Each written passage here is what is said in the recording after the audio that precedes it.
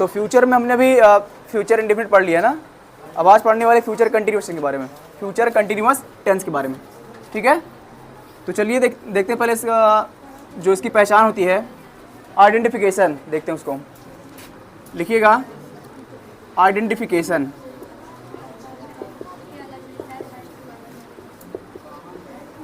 Identification means पहचान इसकी, कि कैसे हम पहचानेंगे कि यहाँ दिया गया सेंटेंस हमारा फ्यूचर कंटिन्यूअस टेंस ही है, कैसे पहचानेंगे इसको हम। तो देखते हैं इसकी पहचान क्या होती है। लिखिएगा जिन वाक्यों के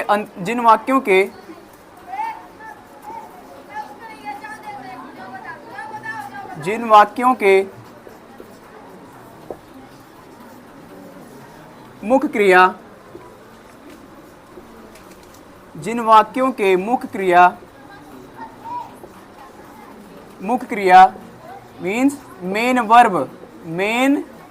वर्ब, जिन वाक्यों के मुख्य क्रिया मेन वर्ब के अंत में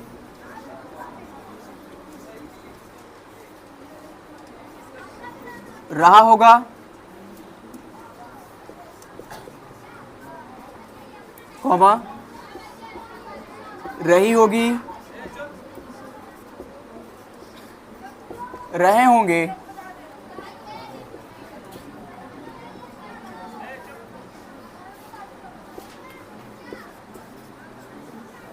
रहा हूँगा।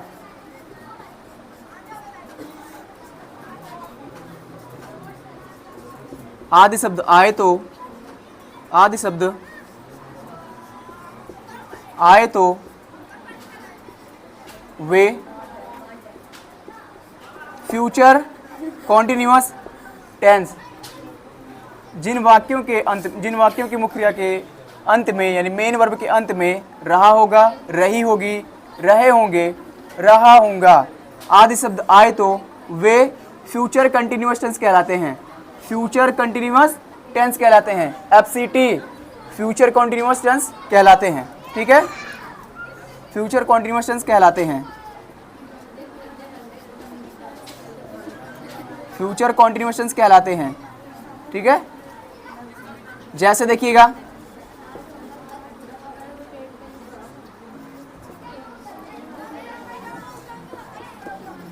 वह पौधों को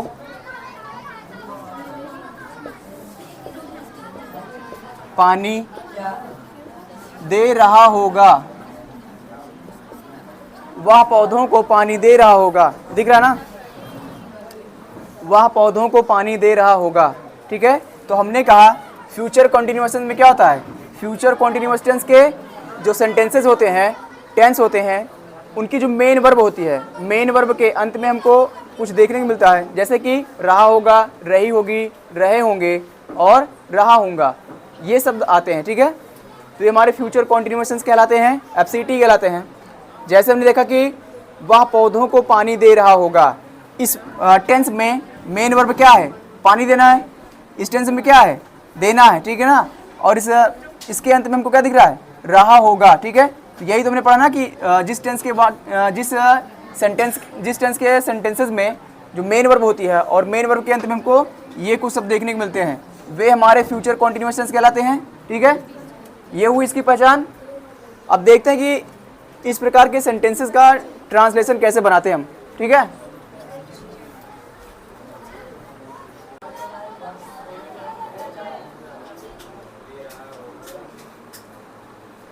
चल देखिए, नोट कर ली इसको, नोट हो गया ना, इतनी बात समझ में आई।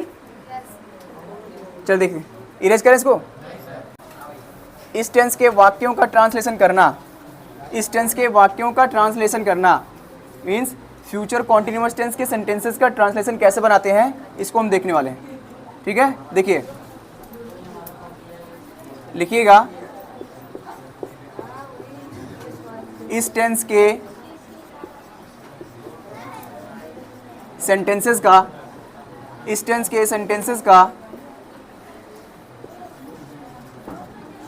ट्रांसलेशन करना,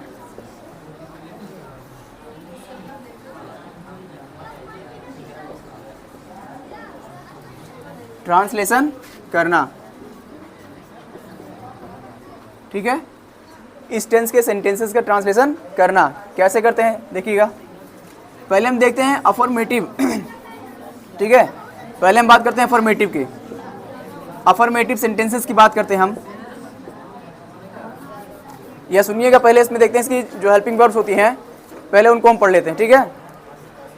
फ्यूचर कॉन्टिन्यूअस टेंस में इसमें भी क्या होता है, दो ही हेल्पिंग वर्ब होती हैं। हमने फ्यूचर इंडेफिनिट में पढ़ा था कि जो फ्यूचर इंडेफिनिट की हेल्पिंग वर्ब होती है वो क्या होती है, शैल और विल होती है, ठीक है। उसी प्रकार से फ्यूचर कॉन्टिन्यूअस टेंस में भी हेल्पिंग वर्ब शैल और विल होती है। और इसमें होता है कॉन्टिन्यूअस टेंस है, इसके लिए क्या होगा, वर्ब की फोर्थ फॉर्म आती है और इसके साथ में क्या होता है, बी होता है, शैल बी, विल बी और वर्ब का फोर्थ फॉर्म मीन्स क्या होता है, आईएनजी फॉर्म ना। देखिए जैसे लिखेगा इसमें, इस टेंस में लिखिएगा, इस टेंस में दो हेल्पिंग वर्ब्स होती हैं, दो हेल्पिंग वर्ब्स होती हैं, दो हेल्पिंग वर्ब्स होती हैं। इस टेंस में दो हेल्पिंग वर्ब्स होती हैं। फर्स्ट है शैल बी और विल बी, शैल बी और विल बी। इस टेंस में दो हेल्पिंग वर्ब होती हैं हमारी, शैल बी और विल बी, ठीक है, शैल बी और विल बी।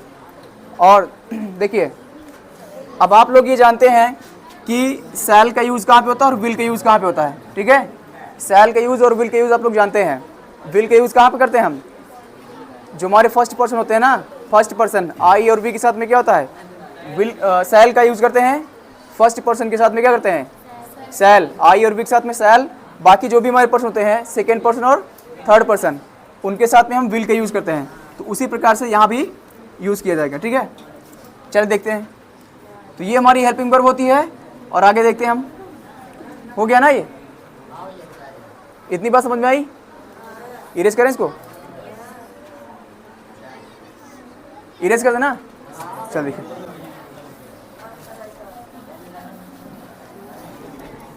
देखिए अफर्मेटिव सेंटेंस,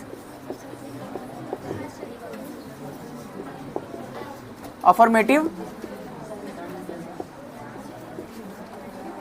सेंटेंस। देखिए अफर्मेटिव सेंटेंसेस में क्या होता है, इसका हम सीधे स्ट्रक्चर बना रहे हैं, ठीक है ना। अफर्मेटिव सेंटेंस का स्ट्रक्चर बना रहे हैं। देखिएगा सबसे पहले हमारा क्या होगा, सब्जेक्ट आएगा, ठीक है, सब्जेक्ट आएगा। उसके बाद हेल्पिंग वर्ब आएगी और हेल्पिंग वर्ब हमारी कितनी होती हैं, दो होती हैं, शैल बी या विल बी। शैल बी और विल बी में से कोई एक आएगा अकॉर्डिंग टू सब्जेक्ट। सब्जेक्ट हमारा जो भी होगा उसके अकॉर्डिंग हम इसमें यूज़ करेंगे शैल बी और विल बी का, ठीक है। उसके बाद वर्ब की फोर्थ फॉर्म, वर्ब की फोर्थ फॉर्म, या हम कह सकते हैं कि वर्ब की फर्स्ट फॉर्म में आईएनजी, वर्ब की fourth form of verb, verb की, देखिए इसको हम ऐसे लिख सकते हैं, फोर्थ फॉर्म ऑफ वर्ब। इसके बाद ऑब्जेक्ट, इसके बाद क्या होगा, OW अदर वर्ड, और लास्ट में फुल स्टॉप, ठीक है। तो ये हुआ हमारे अफर्मेटिव सेंटेंस का स्ट्रक्चर, ठीक है। इसी बेस पर हम सेंटेंसेस को बनाते हैं।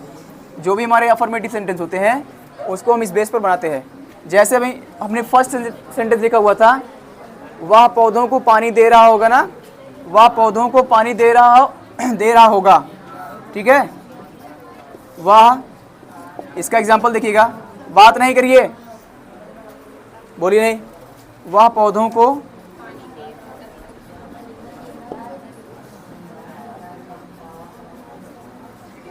पानी दे रहा होगा,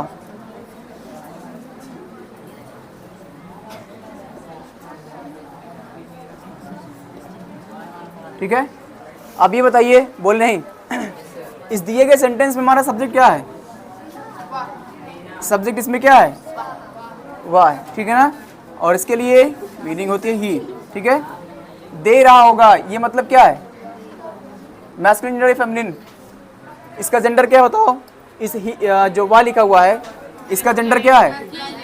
मैस्कुलिन है ना ये, तो उसके अकॉर्डिंग क्या होगा? ही आएगा, ठीक है ना, क्योंकि वाह के लिए दो मीनिंग होती हैं, ही और सी। मैस्कुलिन के लिए ही और फेमिनाइन के लिए सी यूज करते हैं, ही। अब ये बताओ, ही हमारा कौन सा पर्सन है? पर्सन क्या है इसका? थर्ड पर्सन है। और थर्ड पर्सन के साथ में बताया था विल का यूज करते हैं ना, तो हेल्पिंग वर्ब क्या है इसमें? ही will B. He will B क्या कर रहा है? ये पौधों को पानी देने का काम कर रहा है। ही विल बी, देखिए हम गिविंग वाटर भी कर सकते हैं और वाटर के साथ में भी हम ING फॉर्म ऐड कर सकते हैं, वाटरिंग द प्लांट, ठीक है ना, या giving water to the plant.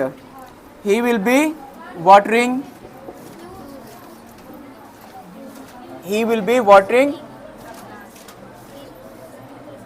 to the plant, to the plants, he will be। देखिए क्योंकि यहाँ पे पौधों है ना, देखिए पौधों मतलब ये क्या है? प्लूरल हो गया ना, ये बहुत सारे पौधे हैं, तो he will be watering to the plant, वह पौधों को पानी, प्लांट्स ना, यहाँ प्लांट्स, वह पौधों को पानी दे रहा होगा। और देखिए यहाँ पर वाटरिंग ना करके हम क्या कर सकते हैं?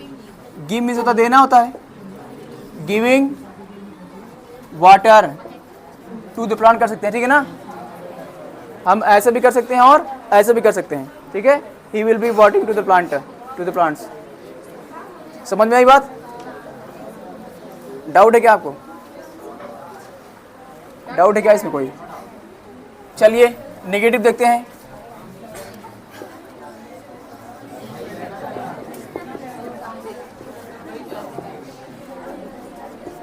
नेगेटिव सेंटेंसेस, बोले नहीं?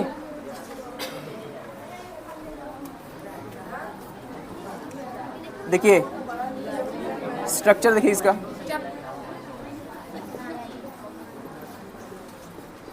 सब्जेक्ट, उसके बाद क्या होगी? हेल्पिंग वर्ब आएगी, विल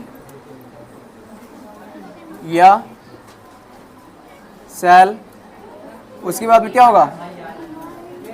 नॉट, विल या शैल, उसके बाद क्या होगा? नॉट प्लस बी, उसके बाद क्या होगा? हाँ, सब्जेक्ट विल और शैल plus not plus fourth form of verb, fourth form of, देखिए यहाँ देखिए इसका मतलब वर्ब की फोर्थ फॉर्म यूज करते हैं ना हम, fourth form of verb, verb की फोर्थ फॉर्म को यूज करेंगे इसमें हम। उसके बाद क्या होगा? हमारा ऑब्जेक्ट होगा, इसके बाद OW, other word, full stop, ठीक है। तो ये हुआ हमारे नेगेटिव सेंटेंस का स्ट्रक्चर, नेगेटिव सेंटेंस का स्ट्रक्चर हुआ ये, ठीक है। देखिए एग्जाम्पल देखते हैं इसका।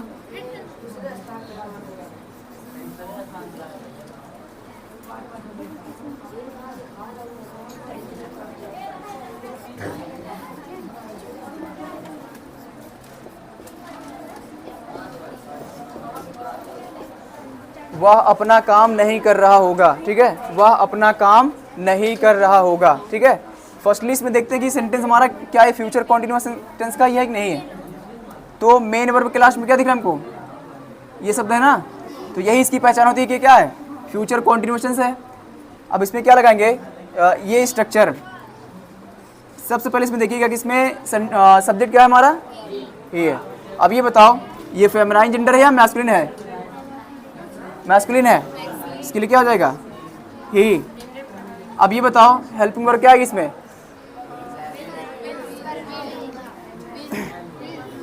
विल, इसके बाद क्या होगा?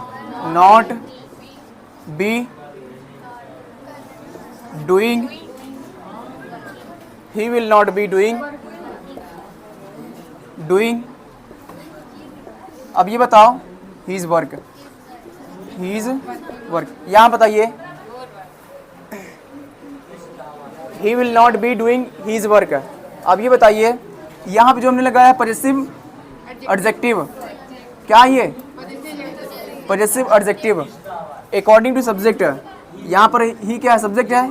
सब्जेक्ट के अकॉर्डिंग इसका आया पॉजेसिव एडजेक्टिव, ठीक है। सब्जेक्ट के अकॉर्डिंग इसका पॉजेसिव एडजेक्टिव आया। अच्छा ये बताओ यहाँ पर पॉजेसिव एडजेक्टिव कैसे क्यों आया है?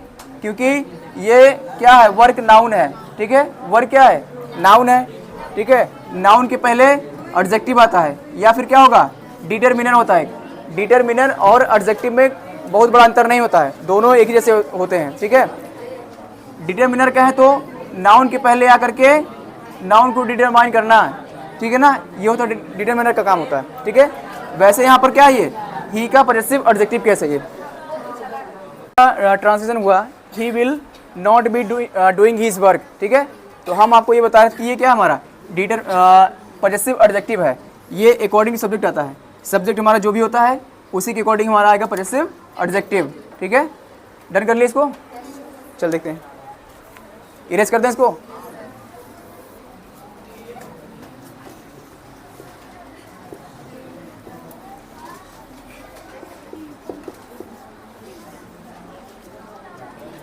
इंट्रोगेटिव सेंटेंस,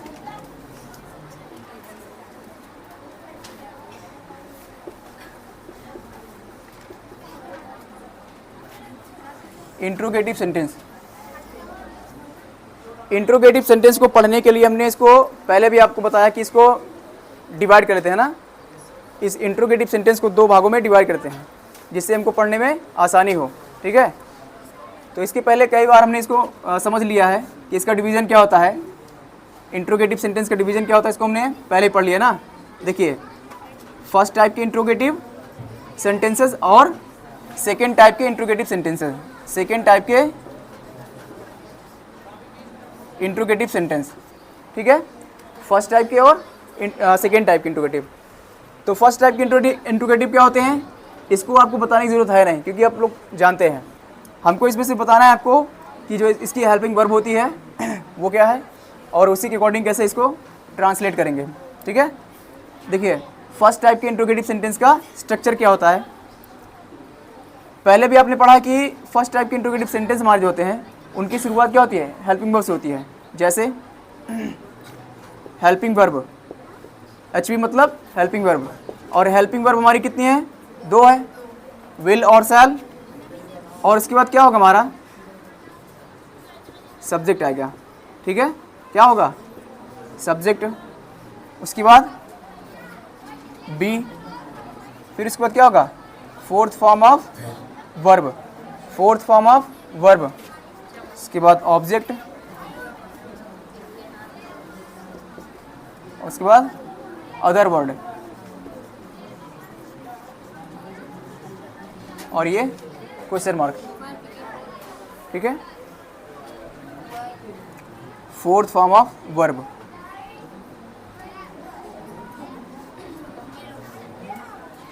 ठीक है। तो ये हुआ हमारे फर्स्ट टाइप के इंट्रोगेटिव सेंटेंस का स्ट्रक्चर, ठीक है। देखिए जैसे इसको एग्जांपल के माध्यम से समझते हैं कि किस प्रकार से करेंगे इसको।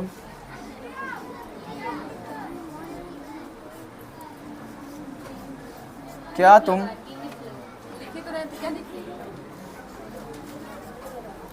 क्रिकेट खेल रहे होगे?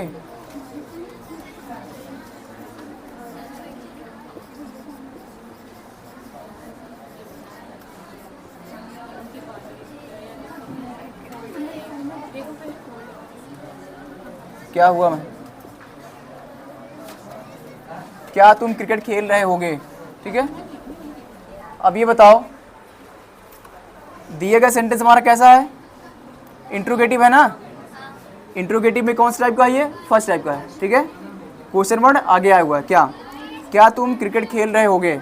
अब इस सेंटेंस में सब्जेक्ट हमारा क्या है? इसमें सब्जेक्ट इसमें क्या है? यू, ठीक है ना, तुम। और ये कैसा पर्सन होता है? सेकेंड पर्सन होता है ना। यू का पर्सन क्या होता है? सेकेंड पर्सन होता है, ठीक है। तो इसके अकॉर्डिंग क्या होगी? हेल्पिंग वर्ब आएगी। तो इसमें हो जाएगा will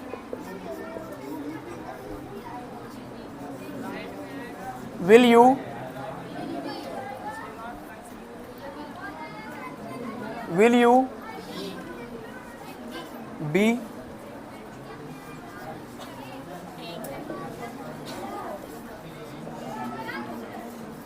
playing cricket?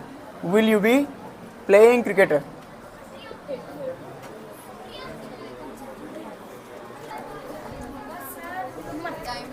तो हमने फर्स्ट टाइप के इंट्रोगेटिव को पढ़ लिया है, बचा हमारा सेकेंड टाइप का इंट्रोगेटिव। और सेकेंड टाइप के इंट्रोगेटिव में होगा क्या, स्ट्रक्चर हम बता दें, बाकी आप लोग कर लेंगे, ठीक है ना। इसका स्ट्रक्चर हम बता दे रहे हैं, बाकी आप लोग करिएगा, ठीक है।